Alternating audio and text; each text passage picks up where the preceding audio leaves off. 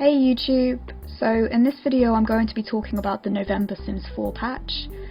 This patch has introduced a bunch of new content and fixes. You can find the patch notes online for a full list, but I'm going to be focusing on a few of the more interesting updates in this video. So first of all, there are some exciting new build tools, so you can build platforms now, and this has been something I've wanted in game for a while. So like with the floors, they come in a variety of shapes, so you can have rounded platforms and then you click on the up and down arrows to raise and lower them. So you can get them pretty close to the ground if you want. And there's an L-shaped one, and as you can see you can get them pretty high up as well. The maximum size of the platform is limited by the wall height. So I have it on the lowest wall height at the moment, but if you adjust that you can make the platforms bigger up to the maximum wall height size. The patch also introduces a bunch more half-wall sizes, which is cool. The weird thing is that you can't seem to add half-walls to the platforms in the way you can with regular floor. I'm not sure if that's intentional or not, because you can add fences, which we'll see later in the video, but there's a bunch of sizes available now, and there are super tall half-walls that you can place if you adjust the wall height. I actually can't remember the exact sizes that were in the game before, but a bunch of these are new, so that's pretty cool. Similar to foundations, there are now platform trims, so you can change the texture of the platform, and there's quite a variety, and you can add stairs to the platform too, of course, so you can reach taller platforms, so the Sims don't just teleport up there. And there are also triangle platforms. There's no equivalent to the wall tool or the custom wall tool where you can create your own platform shapes, unfortunately, but you can resize the existing shapes and use the platform tool to make square platforms that are like any size. So a while ago I wanted to build a tiny house with a split level, but I ended up making it with 2 floors instead. You can actually find a speed build video of that on my channel. This new tool makes that process quite a bit easier. So one slightly annoying thing is, if you put a platform down where there are walls, it will remove your walls, so you have to add them back after. So I recommend placing platforms before building walls, otherwise they'll just disappear. You can't add wallpaper to the side of platforms, unfortunately, so that is one drawback.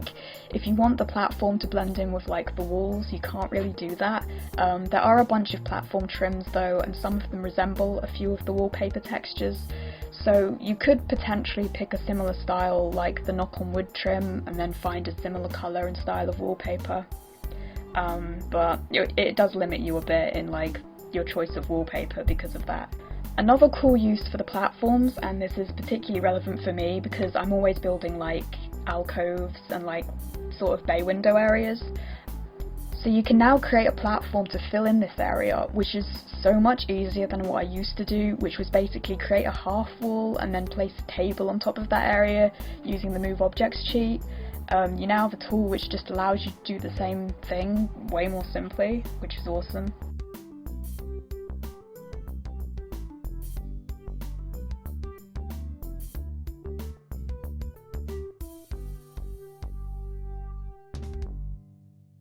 You can place the platforms on any level, so you can have platforms in the basement, which is amazing, and I really could have used that when I was building Draenor Manor recently. It's ironic, this came out just weeks after I built that, and I used like one of the live edit platforms for that, but it clips through the basement wall and it's non-functional because it has no collision, it's just a decorative object basically from like the neighbourhood. But yeah, if you're interested in seeing more of that build, you can find that on my channel page as well. It's like called Draenor Manor Speed Build. It seems you can't add ladders to the platforms like with stairs.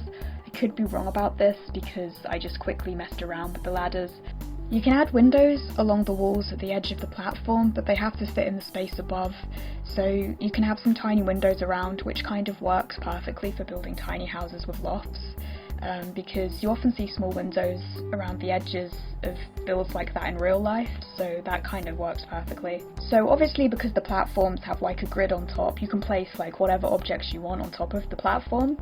I haven't tested this in gameplay yet, so I would be curious to know like what happens to the Sims when they're standing on top of tall platforms like this, because I assume it's been like tested and everything, so they won't just clip through the ceiling, but obviously in real life, if you're standing on top of like a small platform area inside a room, you'd have to crouch.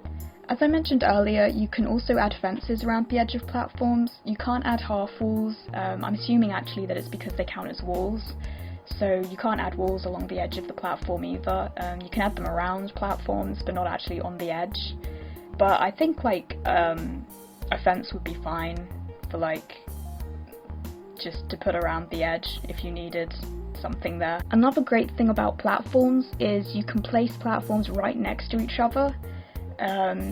Because you can adjust the size of the platforms individually. You can have them be different heights and connected, unlike with like regular flooring where it all has to be the same height, and it's all like, if it's connected, it all has to be on like exactly the same level and height, which has always been very annoying. So that's really cool, because now you can have like different floor levels basically.